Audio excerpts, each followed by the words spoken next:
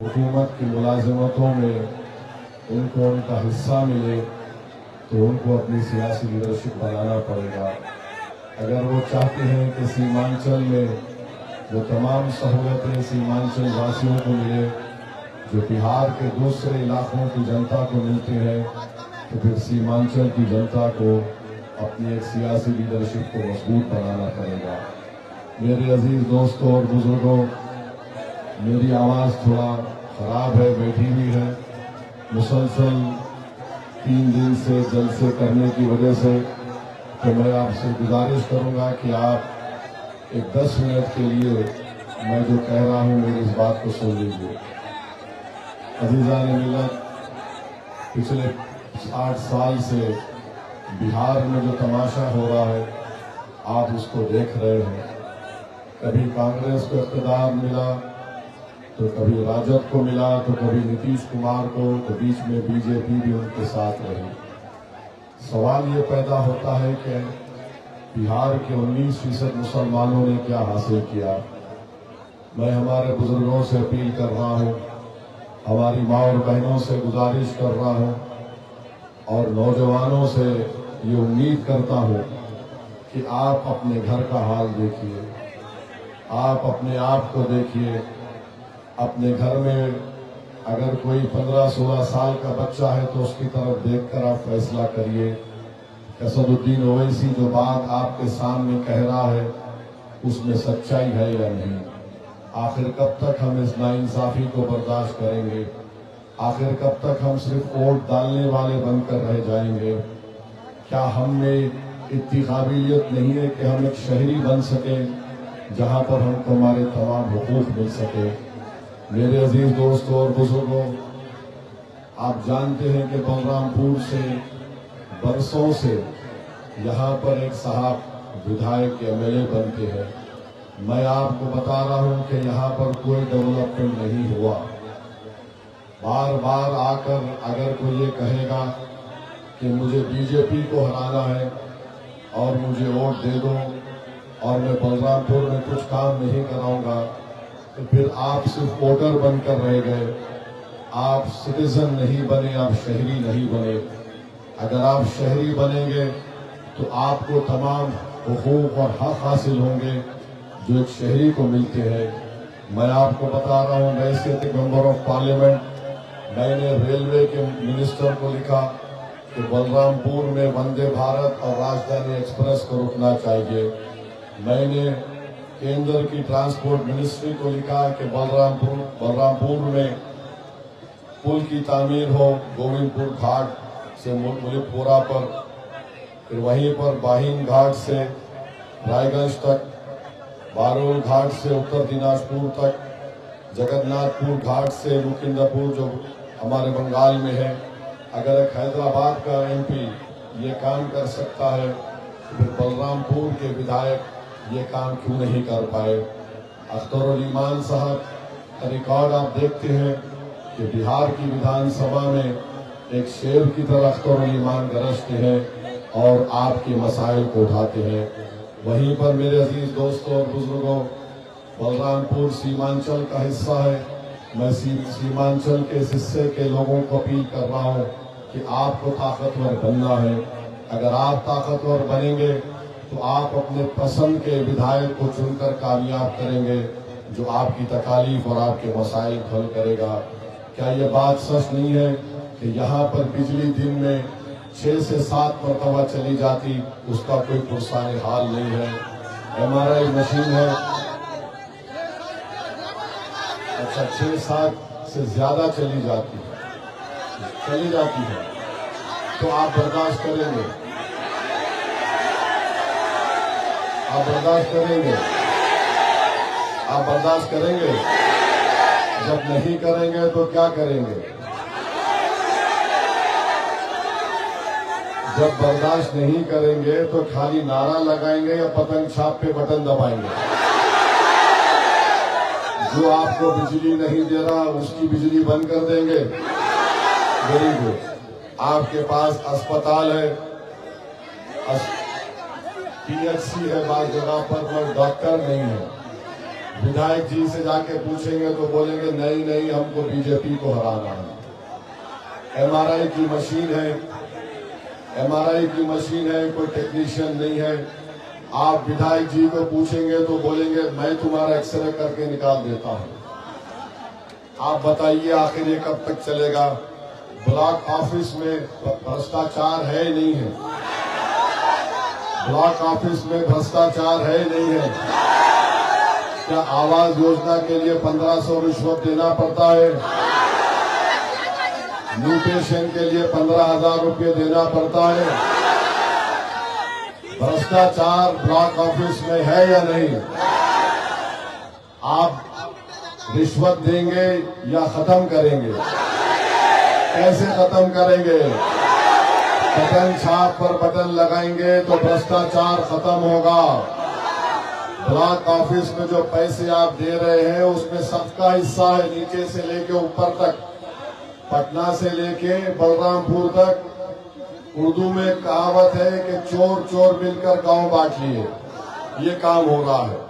फिर आप जानते हैं कि 2017 से काचाना का गोमती ब्रिज, उसका हाल बुरा है, उसका काम नहीं होता। गवर्नमेंट कॉलेजेस नहीं है बलरामपुर में। क्या यह बात सच नहीं है कि कल महेशपुर में एक बच्चे को बिजली का शॉक लगा और उसकी मौत हो गई? तो अब आप ऐसे ही अपने बच्चों को मरने देंगे या कुछ करेंगे? क्या करेंगे? क्या करेंगे? पतंग छाप पर बटन दबाने से पहले विधायक जी और उनकी पार्टी को दबाकर एक शॉट दीजिए ताकि वो हिल जाएं, सुधर जाएं। और अगर नहीं सुधरेंगे तो इंशाअल्लाह ताला सबसे बड़ा शॉक हम उनको देंगे मतदान के दिन, पतंग छाप पर बटन दबाकर।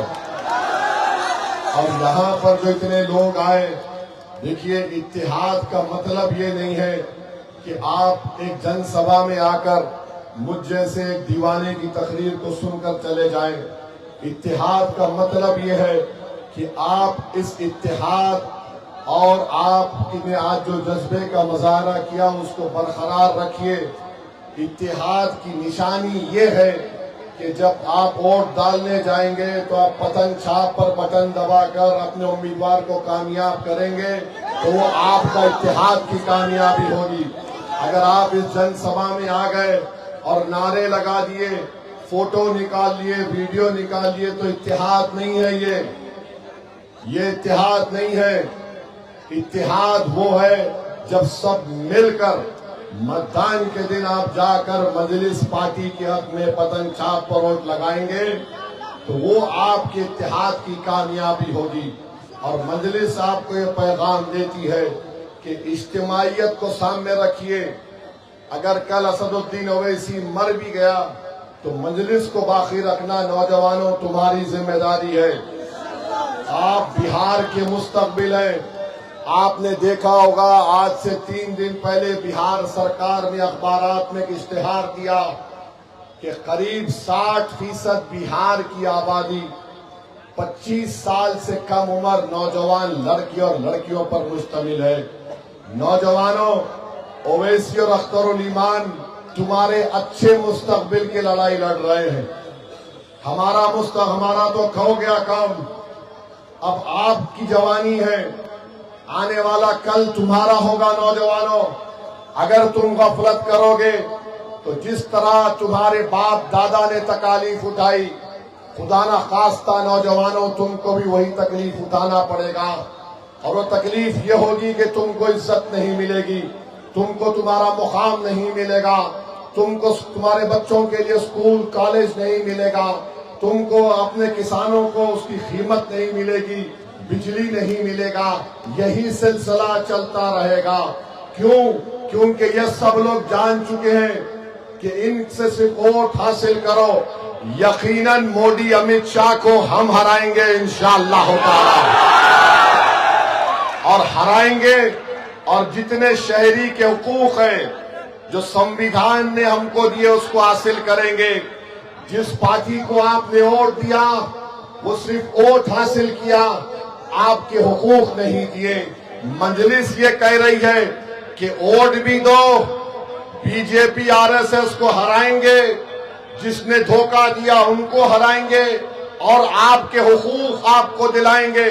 देखो नौजवानों, बुजुर्गों, माँ और बहनों, फर्क को महसूस करो। एक सिर्फ वोटर होता है, एक शहरी होता है सिटीजन। वोटर सिर्फ वोट डाल के जाके सो जाता और वो इस उम्मीद पर घर को जाके सो जाता कि कुछ बदलेगा नहीं। अगर तुम शहरी बनोगे, मैं तुमसे वादा कर रहा हूं, हम सीमांचल पर एक इनकलाब लाएंगे, सबको नीचे से लेकर ऊपर तक बदल देंगे। आप तैयार हैं नीचे से लेकर ऊपर तक बदलने के लिए? आप तैयार हैं कि हम सब बदल दें, भ्रष्टाचार को खत्म करें, बिजली बराबर मिले, पुल बने? तो फिर आपको इनकलाब पैदा करना पड़ेगा। तो तैयार हैं नौजवानों, बुजुर्गों, आप तैयार हैं? सिर्फ यहां पर हाथ उठाकर घर में जाके सो नहीं जाना, सो नहीं जाना। इस सोच को बरकरार रखो इलेक्शन और मतदान के दिन तक, तभी जाकर हम बदलाव लाएंगे। अपनी ताकत का मुजाहरा कब करोगे बिहार के मुसलमानों? तुम 19% हो। याद रखो, अगर तुम मुत्तहिदा तौर पर अपने वोट का इस्तेमाल करोगे तो कोई हुकूमत नहीं बना सकेगा, कोई मुख्यमंत्री नहीं बन सकेगा। तुम्हारा हाल एक हाथी की तरह है। हाथी को अपनी ताकत का अंदाजा नहीं होता। तुम में बहुत ताकत है, तुम सिर्फ एक करवट लो, तुम सिर्फ खड़े हो जाओ। देखो नीचे से ऊपर तक एक इनकलाब आएगा, तूफान आएगा, जो नौजवानों तुम्हारे मुस्तकबिल को अच्छा करेगा। तो ये लड़ाई नौजवानों की है, ये लड़ाई उन 25 साल से कम उम्र बच्चों की है, जो कल आने वाला कल उनका हो सकता है। अगर तुम बेदार नहीं होगे, अगर तुम इसी तरह वोटर बनोगे तो फिर कुछ नहीं मिलेगा। आप वोटर बनेंगे या शहरी बनेंगे, हमको बताओ।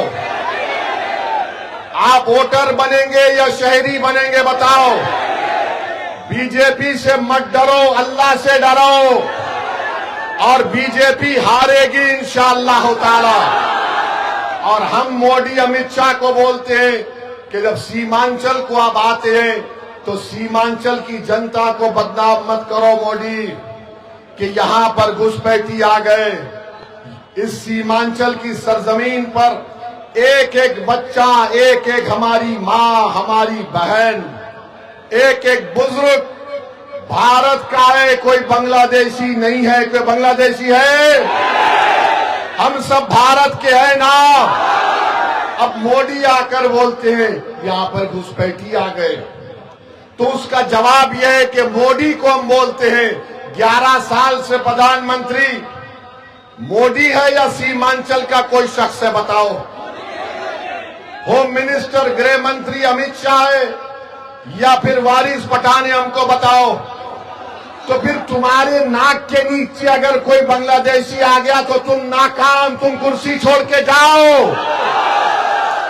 मगर मोदी आके फिर बोलेंगे डरना नहीं, डरना नहीं, ये हारेंगे इंशाअल्लाह ताला। आप और हम मिलके हराएंगे मोदी को, भारत को और सीमांचल को बचाएंगे, बिहार को बचाएंगे। और जब अगर कोई आरएसएस का आदमी बोलेगा अरे सीमांचल में बांग्लादेशी है, तो बोलना सीमांचल में नहीं है, दिल्ली में मोदी की एक मुंह बोली बहन है, जिसको बांग्लादेश की जनता ने भगाया तो वो मोदी के पास आ गई। मोदी ने कहा मेरी बहना, मेरे छत्र छाया में रहना। हम मोदी जी को बोलेंगे आप सीमांचल को लाओ, हम उसको बताएंगे बांग्लादेश का रास्ता और उसको धकेल देंगे बांग्लादेश में। कितना जुल्म किया जा रहा है बंगाल के हमारे बंगाली जबान बोलने वाले मुसलमानों को पकड़कर उठाकर बांग्लादेश में फेंक देते हैं। आज अखबार में रिपोर्ट पढ़ा कि कोलकाता हाई कोर्ट ने कहा कि 4 हफ्ते में वो जो 2 बंगाली मुसलमानों को मोदी की हुकूमत ने बांग्लादेश में ढकेल दिया, उनको वापस लाओ। उसमें हमारी एक बहन है, 8 महीने की प्रेग्नेंट है, हामिला है, उसको पकड़कर बांग्लादेश में फेंक दिए। ये जुल्म का खात्मा होगा।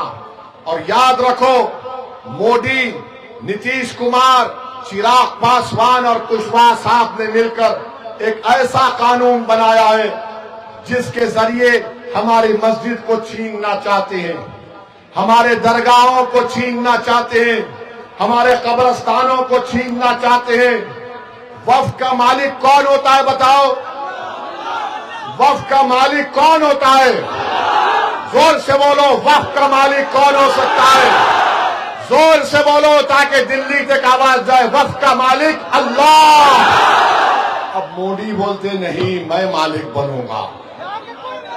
मोदी जी, आप टकरा नहीं सकते जमीन व आसमान के खालिक से इंशाअल्लाह ताला।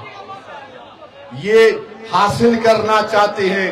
जब वोट डालने जाओगे तो याद रखना ये भी कि जब मोदी की पार्टी ने, नीतीश कुमार ने, चिराग पासवान ने यह कानून लाया तो भारत की पार्लियामेंट में आपका भाई, आपका बेटा, आपका खादिम असदुद्दीन ओवैसी ने उस बिल की धज्जियां उड़ा दी, कानून और संविधान का हवाला देकर। हमने कहा ये राइट टू इक्वालिटी के खिलाफ है, आर्टिकल 25, 26, 29 के खिलाफ है, ये अनपैरिटी उसके खिलाफ है कि हिंदू धर्म के बोर्ड में सिर्फ हिंदू मेंबर बनेगा और मेरे मुस्लिम वक्फ बोर्ड में 3 गैर मुस्लिम कैसा बनेंगे बताओ। बोध गाया है बिहार में, उसका मेंबर सिर्फ हिंदू और बौद्ध मजहब का आदमी बन सकता है। जब वोट डालने जाएंगे याद रखना कि असदुद्दीन ओवैसी तुम्हारे कादिम ने पूरे देश के सामने पैगाम दिया कि मोदी जो कानून बना रहा वो काला कानून है। हमने उस कानून की कॉपी को फाड़कर पार्लियामेंट में फेंक कर कहा यह कानून गलत बन रहा है। तो मेरे अजीज दोस्तों और बुजुर्गों, क्या आप इत्तेहाद को मजबूत करेंगे? इत्तेहाद को मजबूत करेंगे। याद रखो, इत्तेहाद जिंदगी है, इत्तेहाद जिंदगी और इंतशार मौत है। हमने सब कोशिश कर ली गठबंधन में जाने के लिए, खत लिख दिया लालू जी को, तेजस्वी को। अब बिहार की जनता जानती है, सीमांचल का बच्चा बच्चा जानता है, भारत जानता है कि ओवैसी और अख्तरुल ईमान ने बीजेपी को रोकने की कोशिश की बिहार में, और कौन रोकना नहीं चाहता वो आप जानते हैं, और आपको इसका भी फैसला करना पड़ेगा। तो वोटर बनकर नहीं, शहरी बनकर वोट देना है।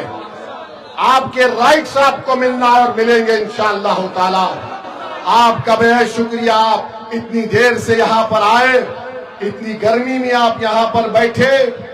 अब आप जब घर जाएंगे, जब कभी बिजली बंद होगी तो दिमाग में एक ही बात डालना कि मतदान के दिन मैं विधायक की बिजली बंद कर दूंगा इंशाअल्लाह। साथ देंगे ना? तो लगाइए मेरे साथ, सीमांचल की जनता जिंदाबाद, सीमांचल की जनता, सीमांचल जिंदाबाद, सीमांचल जिंदाबाद। नारे तकबीर, नारे तकबीर। बलरामपुर की जनता, बलरामपुर का इत्तेहाद, बलरामपुर का इत्तेहाद।